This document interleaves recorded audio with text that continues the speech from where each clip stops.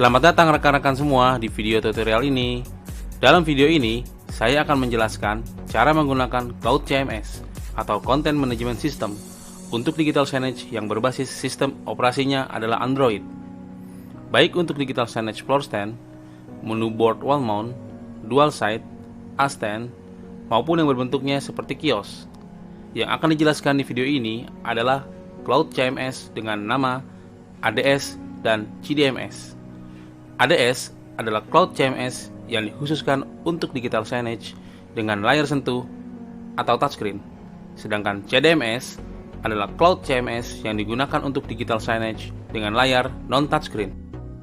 Sebelum masuk ke materi CMS, ada baiknya kita simak ilustrasi digital signage ini agar rekan-rekan dapat memahami cara bagaimana sebuah konten materi dapat dipublish ke digital signage.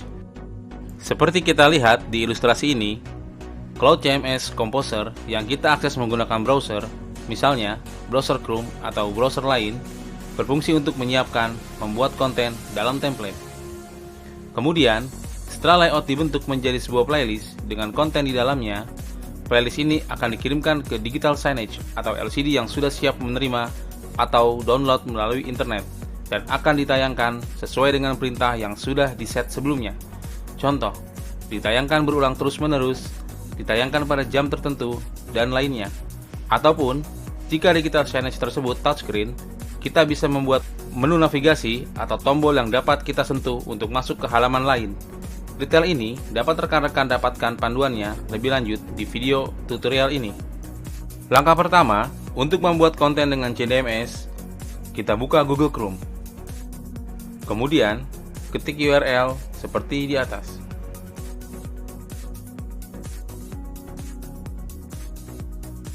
Kemudian, pilih bahasa Inggris dan masukkan username serta password yang sudah diberikan.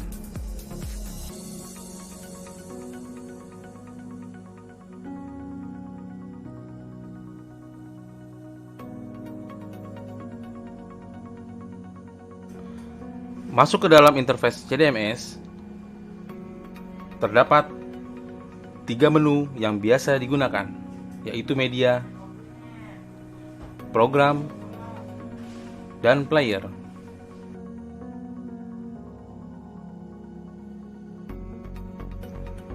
Media, menu untuk mengupload semua materi konten yang siap untuk ditampilkan dalam layout.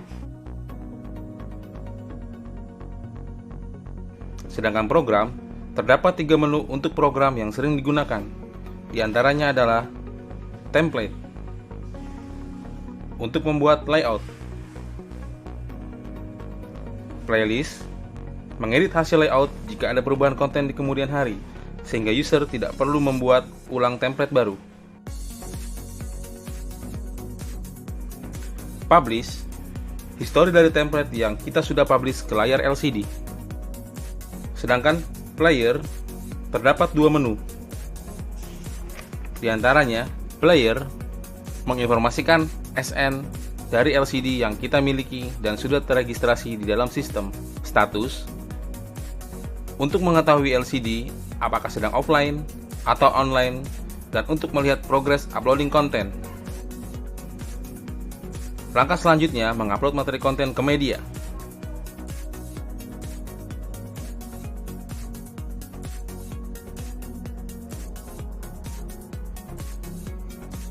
Kita bisa membuat folder materi sesuai kategori konten.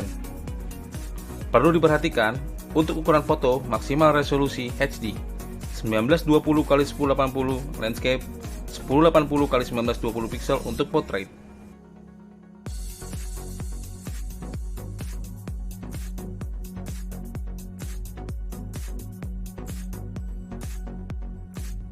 Berikut, saya akan mengupload materi konten yang sudah siap untuk digunakan.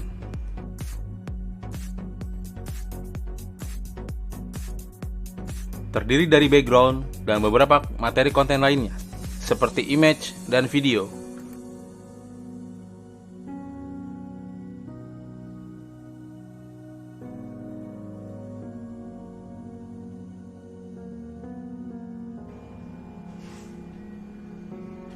Kita pilih upload, add file, kemudian kita masukkan konten sesuai dengan kategori. Dalam penguploadan dapat dimasukkan sebanyak 20 konten sekaligus. Jangan lupa untuk mengklik upload untuk proses penguploadan.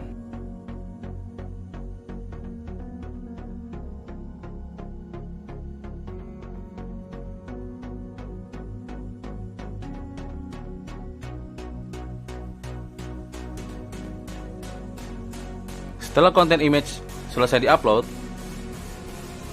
sekarang kita akan mengupload konten video. Caranya sama. Klik video, buat folder video,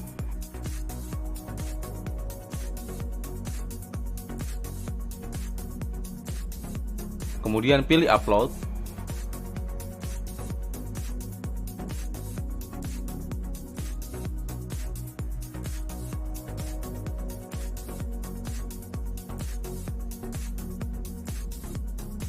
Kemudian jangan lupa klik upload.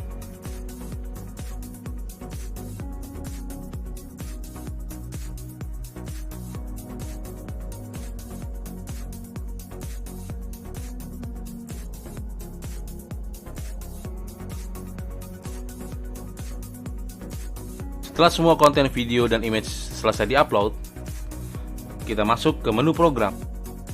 Sekarang adalah cara untuk membuat template. Pada menu template, terdapat dua pilihan tipe. Pilihlah user template, kemudian pilih new, lalu pilih Android. Maka akan muncul tampilan untuk menamakan template, serta resolusi yang diinginkan. Dalam video ini, saya menggunakan resolusi portrait, yaitu 1080 x 1920 pixel. Setelah menamakan dan menyesuaikan ukuran template, kita diharuskan mengisi materi konten yang sebelumnya sudah kita upload. Langkah pertama, kita mengisi background. Jika background sudah ada, kita pilih yes.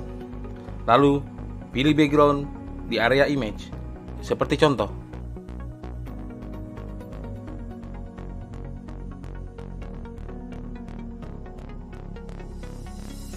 Langkah kedua, kita mengisi video.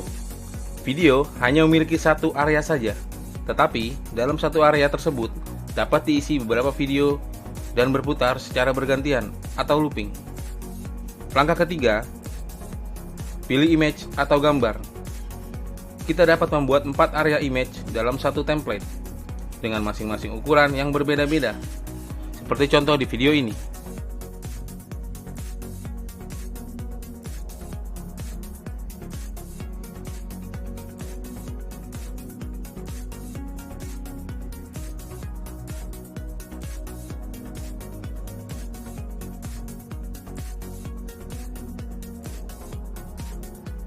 Dalam contoh di sini, saya hanya membuat 3 image dengan ukuran yang sudah disesuaikan dengan materi konten. Konten image tidak boleh saling bersentuhan dengan area image lainnya.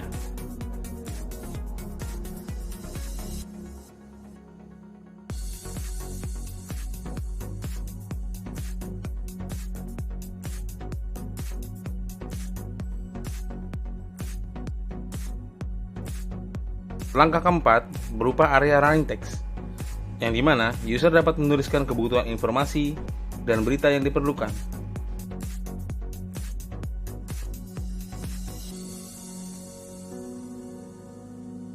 Kita bisa mengisi sesuai dengan lokasi yang diinginkan atau area yang diperlukan. Langkah berikutnya, date and time. Kita bisa mengisi sesuai dengan area yang diinginkan.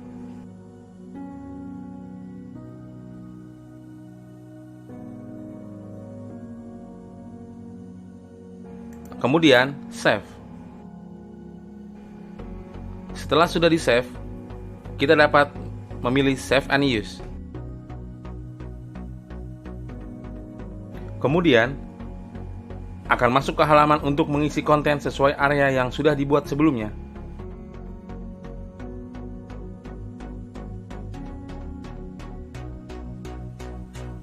Lalu, kita klik area yang akan diisi konten. Kemudian, pilih konten video jika ingin memasukkan video terlebih dulu.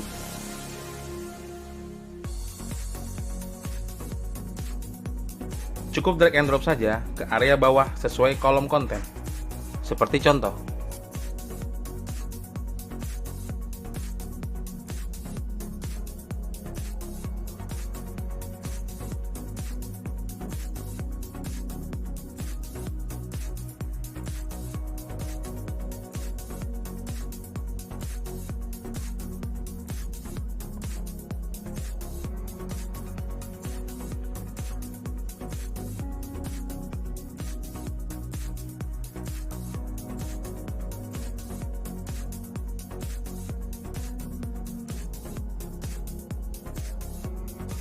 Untuk transisi dan durasi, dapat disetting di tiap-tiap konten dengan cara klik di area konten seperti contoh di bawah.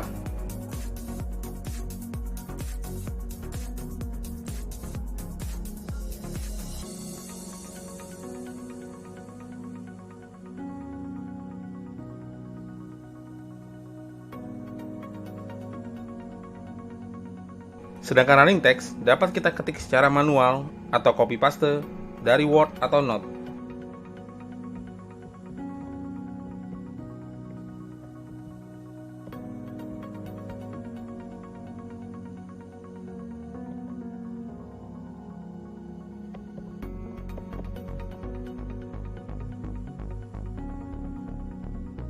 Bisa disesuaikan besarnya huruf serta warna huruf. Jika semua konten sudah dimasukkan, kita dapat melihat konten terlebih dulu. Tinggal pilih Quick Preview untuk melihat sekilas konten yang dibuat.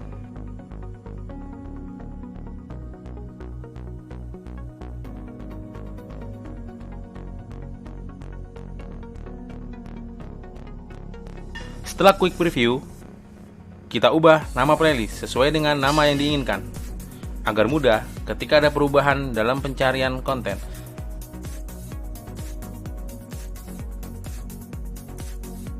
Lalu, pilih Publish.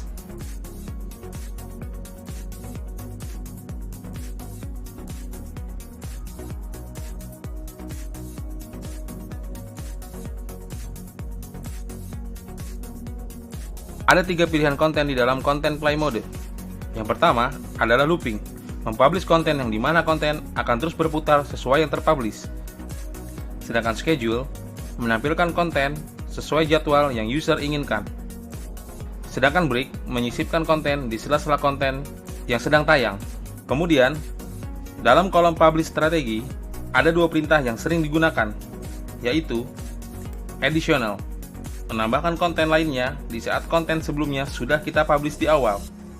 Sedangkan override, menghapus konten lama dan mengganti konten yang baru. Jika user ingin menjalankan 2 tampilan template yang berbeda secara bersamaan, pilih add pada pojok kanan atas. Kita tinggal checklist, lalu add. Akan ada 2 tampilan template yang akan bermain secara bergantian. Kemudian, pilih player atau LCD yang akan dipublish. Dapat menyesuaikan nama atau serial number LCD tersebut.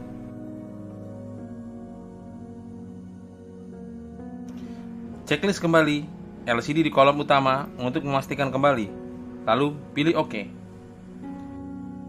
Proses upload ditentukan seberapa besar konten yang diupload serta tergantung dari kecepatan internet atau WiFi di lokasi. Kembali lagi, saya menjelaskan tentang playlist yang terdapat di menu program. Adalah hasil template yang sudah kita buat sebelumnya. Playlist berguna untuk mengubah isi konten atau memperbaharui konten tanpa harus membuat dari ulang lagi.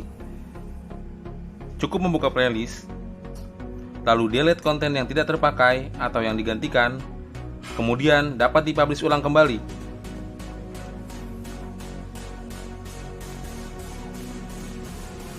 Sedangkan publish pada menu program adalah history konten yang sudah terpublish ke LCD. Catatan, jika kita hapus history terbaru, maka konten yang sedang tayang akan hilang.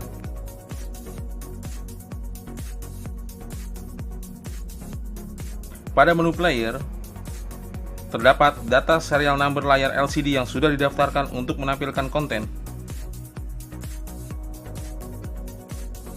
Status pada menu player menunjukkan proses upload konten ke LCD dan menginformasikan LCD dalam keadaan online atau offline.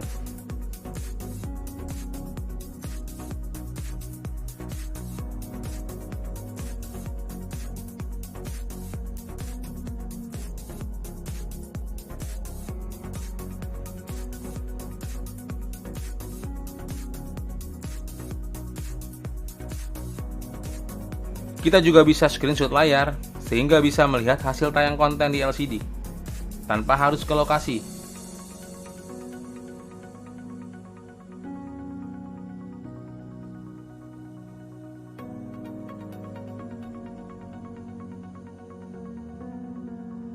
Sekian tutorial membuat konten dengan CDMS. Jika ada yang kurang dimengerti, bisa dilihat kembali tutorial PDF yang sudah diberikan. Terima kasih.